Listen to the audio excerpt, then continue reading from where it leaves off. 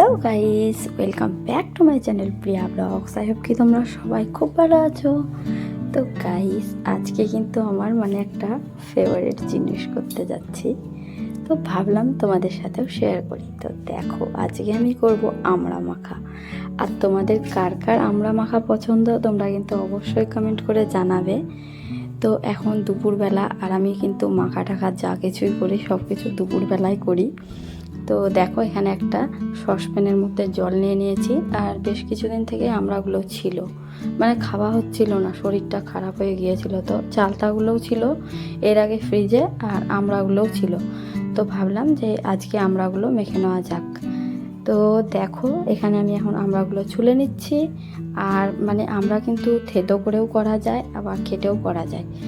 তো আমি প্রথমে কেটে নিচ্ছি, তারপরে হালকা একটু একটু করে থেতো করব। আর এখন দুপুরবেলা গাইস, প্রিন্স কিন্তু শুয়ে আছে, তার জন্য থেতো করলে আবার শিলপাটার মধ্যে আওয়াজ হবে, তার জন্য হালকা একটু একটু করে করব। তো দেখো, এখন কেটে নিচ্ছি আমড়াগুলো ভালো করে।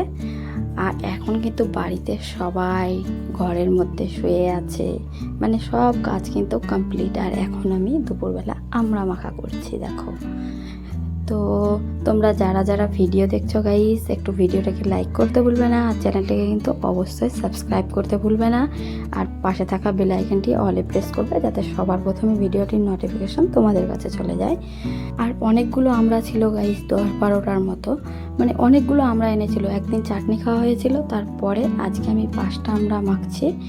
আর 5টা রেখে দিলাম, অনেকগুলো হয়ে যাবে, জানি না কে খাবে না খাবে, কিন্তু আমাকে ভালো লাগে।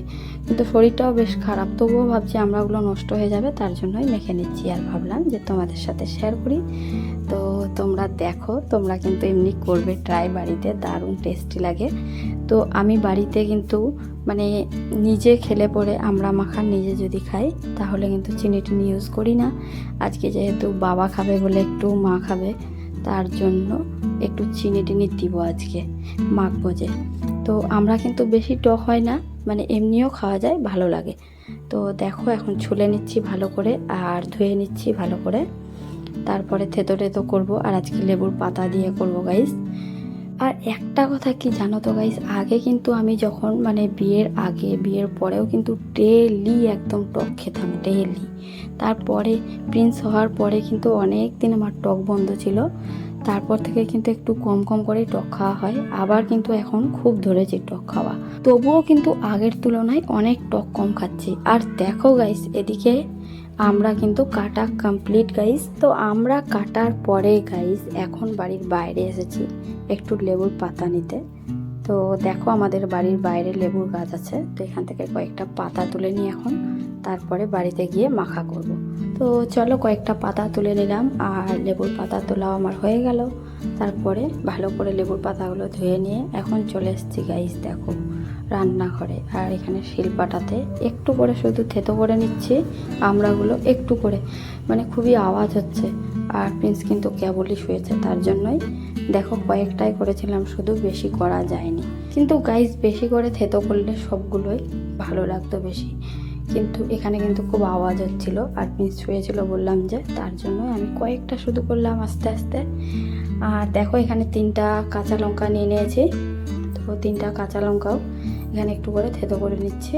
আর গাইস, 3টাই কাঁচা লঙ্কা দিলাম, তার কারণ হচ্ছে শুকনা লঙ্কাও দিব আবার। তো 3টে কাঁচা লঙ্কা দিলাম, আর দেখো কয়েকটা আরও আমরা থেতো করে নিচ্ছি। তো অল্প একটু বাকি ছিল, শুধু করলে পরে করা যেত থেতো, কিন্তু আমি আওয়াজের ভয়েই করলাম না।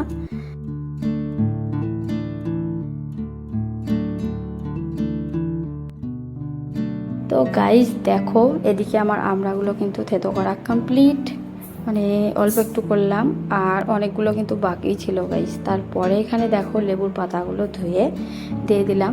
এবার কিন্তু ফার্স্ট টাইম আমি লেবুর পাতা দিয়ে করতে যাচ্ছি, লোকজন দেখছি লেবু পাতা দিয়ে মাখা টাখা করে, তার জন্যই। তারপরে এখানে গ্যাসটা অন করলাম, আর দেখো 4টে শুকনো লঙ্কা নিয়ে নিয়েছি। তো 4টে শুকনো লঙ্কা পুড়িয়ে নিলাম, আর একটু শুধু চিনি দিয়েছিলাম, একটু। আমরা কিন্তু গাইস মিষ্টি খেতে হয়, অল্প অল্প টক হয়। তো বাবারা খাবে যেহেতু, তার জন্য আমি একটু চিনি দিলাম, নাহলে আমি চিনি টিনি দিতাম না। তারপরে লবণ দিলাম, একটু সরিষার তেল দিলাম, বিট লবণ থাকলে ভালো হতো, ছিল না বাড়িতে। তারপরে এখানে দিচ্ছি কাসুন্দি। আর ভালো করে এখন মেখে নেব গাইস। আর যে কোনো মাখা টাখাতে যেটা আমি ইউজ করি গাইস, আমার জন্য একদম খুব স্পেশাল লাগে এটা মাখাতে, মানে দরকারি একদম। তো জিরে ভাজার গুঁড়ো আর এখানে ছিল ধনিয়া গুঁড়ো, তো দুটোই দিয়ে দিয়েছি এখানে। আর যখন গাইস শুকনো লঙ্কা পুড়িয়ে কোনো মাখা করা হয় দারুণ কিন্তু সেন্ট ওঠে। তো দেখতেই পাচ্ছ তোমরা কালারটা কিরকম লাগছে। আর আমড়া মাখা কিন্তু খেতে কিন্তু দারুণ লাগে গাইস। তো এখানে চিনি দিয়েছিলাম, তো চিনিগুলো একটু মোটা দানা ছিল, তার জন্য আমি 1-2 মিনিটের জন্য ঢেকে রেখে দিয়েছিলাম আমড়াটা মেখে, মানে চিনিগুলো যাতে গলে যায়। তারপরে ঢাকাটা উঠিয়ে দেখো চিনিটাও কিন্তু গাইস গলে গিয়েছিল 2 মিনিটে। আর তারপরে দেখো এত সুন্দর সেন্ট বেরিয়েছিল আর কি বলবো।